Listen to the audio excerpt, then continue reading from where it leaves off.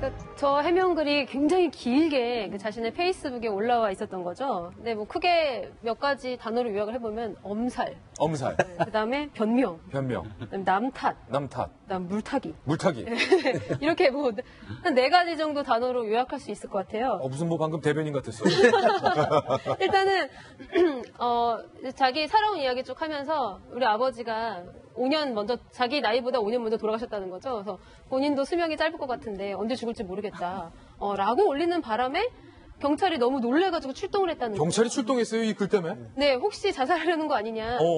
이제 그래서 그 부분 이제 엄살이라고 볼 수 있고, 그리고 변명은 본인 경찰이 확인해본 결과 뭐 건강한 걸로 알고 돌아갔다는 부분도. 네. 그러니까 뭐 아까 사전 토크에서 잠깐 이야기했지만 저분은 절대 자살은 하지 않으실 분이다. 라고 보통 대중 사람들은 많이 생각을 하고 있습니다. 그리고 변명 부분을 보면은 이제 본인의 그 외유 사실에 대해서 이건 외유가 아니고 굉장히 정당한 그 공무상 그 해외의 문물을 견학하기 위한 이제 그런 프로그램이었다는 이제 변명을 또 극구하면서 그리고 또 시차 적응도 잘 안 된 상태였고 그런 상태에서 기자가 내가 이렇게 한 말을 이렇게 왜곡해서 보도할 줄 몰랐다라고 하면서 기자를 탓하는 모습도 보이고요. 그리고 이제 가장 중요한 부분이 저 물타기인데요. 갑자기 이제 애꿎은 문재인 대통령과 지금 손석희 사장을 공격하는 그런 말이 나와가지고 굉장히 화제가 되고 있죠. 그래서 볼 때는 뭐 본인의 잘못해놓고 그것을 마치 정치적 탄압을 받고 있는 것 마냥 그게 약간 물타기를 하려는 그런 모습이 보입니다. 물타기다. 예, 그래서 관계없는 사람들을 이제 마구 끌어들이면서 마치 이제 약간 극보수층을 좀 노려서 그분들만큼은 자신을 지지해주기를 그런 바라는 마음에서 저런 물타기를 시도하고 있는 것이 아닌가 약간 의심이 되는 그런 상황이고 여전히 정신을 못 차리고 있다 한마디로 이야기하면 그래서 우리는 이제 흔히 인터넷 용어로 저런 분들을 이제 관종이라고 부르거든요. 네, 그래서 일종의 관심을 받길 바라는 그리고 지금이 어떻게 보면은 정치인 입장에서는 기회라고 봤을 수도 있어요. 본인이 이렇게 이름이 널리 알려지고 모든 언론의 스포트라이트를 받는 그런 기회가 흔치 않지 않습니까? 도의원인데. 그래서 이 기회를 아예 얻어서 내가 내 이름을 대중들의 머릿속에 못 박아두겠다라는 의도가 있는 것이 아닌지 생각하고 있습니다. 구의원 출신의 김해 박사께서는 어떻게 보세요?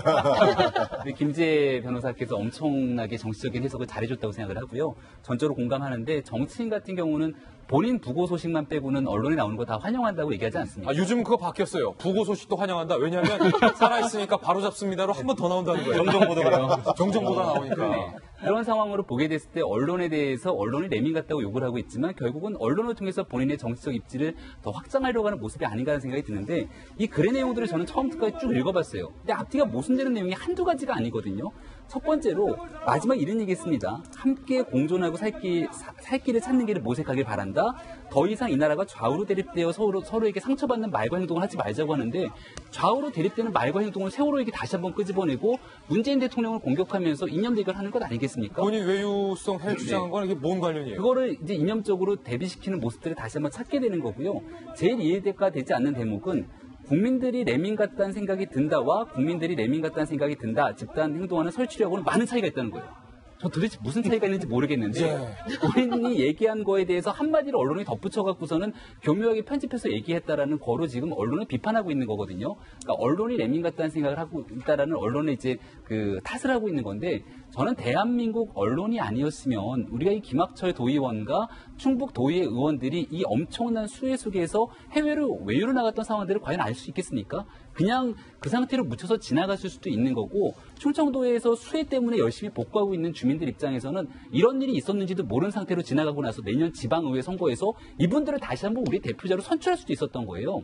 그런 일들을 낱낱하게 보도하는 게 언론의 역할이고 사명인 건데 그걸 이제 레민 같다라고 이렇게 정치적으로 오도하는 부분들 굉장히 김학철 현 도의원의 행태가 굉장히 좀 악질이다라는 생각이 들고요. 거듭 말씀드리지만 본인이 원하는 거는 더 본인의 정치적 역할을 확대시키려고 하는 건데 여기에 대해서 지금 많은 지역 시민들이 나서갖고서는 이제는 당의 제명으로도 안 되겠다. 의원직 사퇴하라. 의원직 사퇴하는 길은 충북도의회에서 제명하는 길뿐이다라고 얘기를 하고 있기 때문에 여기에 대해서 과연 그 끝이 어떻게 날지 굉장히 궁금해지는 대목입니다. 지금 무소속으로 도의원 신분을 계속 유지하고 있는 것인데 김학철 도의원의 이런 글을 보면 굉장히 뭔가 분노감이 가득 차 있다라는 생각이 듭니다. 언론에 대한 분노, 대중들에 대한 분노, 공당에 대한 분노 이런 분노들이 있는 것 같은데 이 분노가 참 바로 다시 한번 들어보시죠. 다만 사회 현상에 대한 것을 제가 설명을 한 것인데 해당 기자가 그 레밍이란 단어를 몰라서 저한테 의도되지 않았던 일종의 함정 질문에 제가 빠진 것 같습니다. 그것을 교묘하게 좀 편집이 된 게 아닌가. 이 마당에서 제가 수해 현장에 간다 한들 그분들께서 발견하시겠습니까? 사진 찍히기 위한 그런 공사는 상당히 적절치 않다고 생각하고요. 진심으로. 지금 김학철 의원이 올린 글 중에 이런 논리가 있어요. 좋다. 내가 안 가서 이렇게 많이 문매를 맞았는데 그 대통령은 왜 안 오냐? 나 제명되면 대통령도 탄핵해야 되는 거 아니냐? 그러니까 지금 김학철 의원의 지금 술수에 지금 우리가 말려드는 것 같다는 생각이 들어요, 요즘에는. 그래요? 너무 지금 띄워주고 있는 게 아닌가, 사실은. 그런 생각이 들어서 내일부터라도 이제는 김학철 의원의 뉴스가 나와도 우리가 좀 언급을 안 해야 되지 않을까 싶은데요. 금방 말씀하신 것처럼 지금 어제 올린 그 장문의 해명글을 보면 우리가 사전회의 때 이야기했습니다만 한마디로 이야기하면 저는 아무 말 대잔치를 벌인 거예요. 아무 말 대잔치다. 그 긴 글을 써놨습니다만 긴 글이 일사불란하게 일관된 논리가 있는 것도 아니고 어떨 때는 해명, 어떨 때는 말 바꾸기, 어떨 때는 물고 들어지기, 어떨 때는 또 쓸데없는 이야기들이 나오는데 그 아무 말 대잔치 대표님이 금방 말씀하신 거예요. 대통령 욕을 하고 있는데 대통령이 휴가 복귀 위해서 현장에도 안 나가본 대통령이라는 건데 문재인 대통령이 휴가 간 적 있습니까?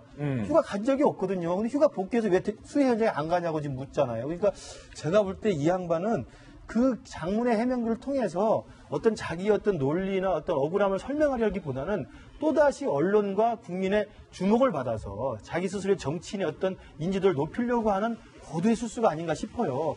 저는 그런 의미에서 본다면 이제 우리 언론, 우리 돌직구도 이분을 더 이상 우리가 올리지 않는 것이 이때는 가장 중요한 게 선의의 무시 작전이라는 게 있거든요. 아, 그런 작전 좀 처음 들었는데. 있습니다. 비나인 니글렉트라고 있습니다. 예. 선의의 무시라는 게 굉장히 필요한 시점이 아닌가 싶고 마지막으로 한 말씀만 드리면 레밍 같지 않으려면 레밍에 분류했다면 레밍 되지 마라라고 이야기하는데 정말 저분을 오늘 이 시간부로 레밍 홍보대사로 임명하고 싶어요. 레밍 홍보대사로. 왜 이렇게 레밍 얘기를 많이 하는지 정말 궁금합니다. 네. 레밍, 이것도 황당해요. 레밍 발언에 분노하셨고 상처 받으셨다면 다시 한번 고개 숙여 사과드립니다. 이렇게 나올 줄 알았는데 레밍이 되지 말라. 이게 약간 논리 전개가 좀 이상한데 만약에 이렇게 정치적인 본인의 정치 활동을 하는 것이라면 좀 의문인 게 앞부분에 자유한국당에 대해서 홍준표 대표에 대해서 사실은 뭐 살벌하게 비판을 하거든요. 정성희 의원님. 법치주의 국가도 아니다. 법치주의 정당도 아니다. 법치주의 정당의 대표도 아니다. 뭐 그런 의미 아니겠습니까? 자당에 대해서 이제 제명받은 거에 대해서 이제 분노를 쏟아내고 있는 것인데 소명 절차 지금 이미 처분이 됐으면 본인이 한번 또 이의 신청 같은 절차가 있을 거예요. 근데 지금 얘기한 대로 이 정치적으로 본인이 자유한국당에서 얻을 수 있는 것은 별로 없다고 생각이 드는 것 같고요. 지금 얘기한 대로 정치인은 일단 인지도가 올라야 됩니다. 인지도는 지금 전 단기간에 정말 급상승을 했어요. 그리고 본인의 어떤 생각이 뭐 세월의 얘기를 한다거나 뭐 대통령을 비난한다거나 하는 거를 볼 때 지금 또 과거에 태극기 집회에 이제 열심히 나갔던 이런 전력으로 볼 때 본인의 가지고 있는 걸 가지고 오히려 이걸 개구를 해서 좀 아주 자유한국당 내에서도 아주 오른쪽에 있는 사람들과 어떤 결합을 해서 좀 정치적인 자산으로 사바부를 어차피 이렇게 된 거 넘어진 김에 뭐 자빠진 김에 뭐 쉬어간다는 말도 있잖아요. 그러니까 이게 호흡도 조절하고 새로운 정치적인 자산으로 한번 만들어보려는 그런 생각을 가지고 있는 게 아닌가 하는 생각이 들고요.